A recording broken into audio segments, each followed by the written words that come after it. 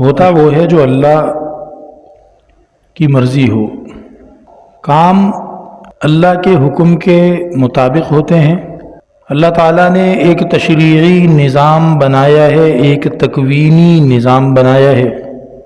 تشریعی نظام کے اندر مجھے اور آپ کو ایک حد تک اختیار دے دیا گیا ہے، ہم ہدایت کو قبول کریں، ہم نیکی کا کام کریں، ہم نبی صلی اللہ علیہ وسلم کی تعلیمات پر عمل کریں، یا خدا نخواستہ ہم دوسری طرف جائیں، کوئی کفر کرے، کوئی نافرمانی کرے، کوئی فسق کرے، کوئی اللہ کے نبی صلی اللہ علیہ وسلم کی تعلیمات کو غیر ضروری سمجھے یا اس کا انکار کرے، اس کا اختیار دے دیا گیا۔ فمن شاء فلیؤمن ومن شاء فلیکفر، جو چاہے ایمان لائے، جو چاہے کفر کرے۔ انا اعتدنا للظالمین نارا احاط بهم سرادقها، جو ظلم کریں گے ان کے لیے عذاب ہوگا، لیکن دنیا میں بہرحال اختیار دے دیا گیا۔ تو تشریعی نظام کے اندر ایک حد تک آپ کو اختیار دیا گیا ہے۔ تکوینی نظام میں آپ کچھ بھی اختیار نہیں رکھتے، وہی ہوگا جو اللہ کی مرضی ہے۔ آپ کہاں پیدا ہوئے، آپ کب پیدا ہوئے، آپ کو صحت کب تک رہے گی، آپ کے اوپر بیماری کب آئے گی، آپ کے اوپر مالی اعتبار سے پریشانی تنگی کب آئے گی اور کب دور ہوگی، کوئی غم، کوئی حسرت، کوئی پریشانی، کوئی افسوس یا کوئی خوشی اور کوئی خوشگواری وہ کب ملے گی، کہ کیسے ملے گی، کتنی ملے گی، یہ سب اللہ کے ہاں لکھا ہوا ہے۔ یہ تکوینی نظام ہے۔ تکوینی نظام میں اللہ کی مرضی چلتی ہے، آپ کی تدبیریں کام نہیں آئیں گی۔ تشریعی نظام میں آپ کے ذمے جو کام لگایا گیا ہے، آپ اس کو ٹھیک ٹھیک کرنے کی کوشش کریں، اللہ تعالیٰ اس پر آپ کو اجر دے گا۔ اس تمہید کو سمجھنے کے بعد ہم جو کام کرتے ہیں اس کا نتیجہ اور رزلٹ کتنا آئے گا، کیا آئے گا، کیسا آئے گا، اس کی بہت زیادہ فکر نہیں کرنی چاہیے، کیونکہ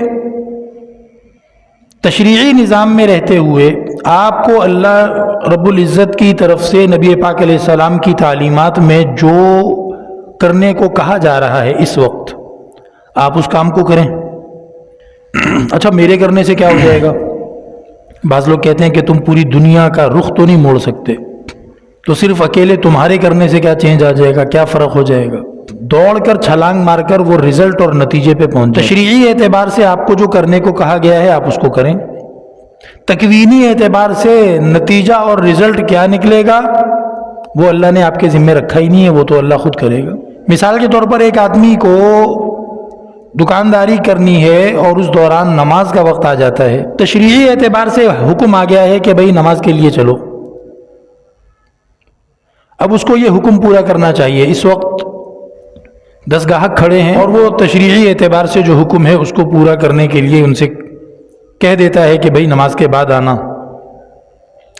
اور نماز پڑھنے چلا جاتا ہے۔ بظاہر یہ ہوگا کہ وہ گاہک چلے جائیں گے، کسی اور دکان سے چیز لے لیں گے اور اس کے پاس نہیں آئیں گے پھر۔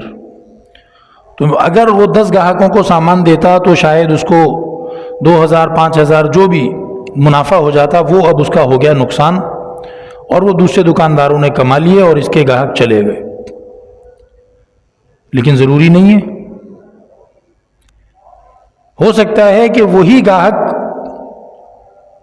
اس کے یہ کہنے سے کہ میں نماز پڑھنے جا رہا ہوں، وہ بھی نماز پڑھنے چلے جائیں، ہو سکتا ہے وہ اپنے کسی اور کام پہ چلے جائیں، بعد میں اس سے خرید لیں، ہو سکتا ہے وہ واپس کبھی بھی نہ آئیں، لیکن اللہ تعالیٰ ان سے اچھا گاہک بھیج دے جو ان 10 کے مقابلے میں زیادہ خیر برکت والا ہو۔ تو نتیجے آپ کے ہاتھ میں نہیں ہیں، تشریعی حکم کو پورا کرنا آپ کے ہاتھ میں ہے، وہ آپ کریں۔ ہوتا اللہ کے حکم سے ہے، اللہ کی مرضی سے ہے۔